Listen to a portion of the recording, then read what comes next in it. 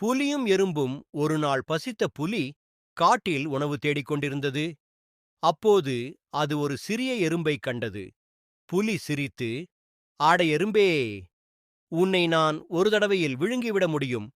உன்னை பார்த்தால் சிரிப்பு வருகிறது" என்றது. அதற்கு எறும்பு அமைதியாக, "புலி அண்ணா, உன் பலம் எனக்கில்லை.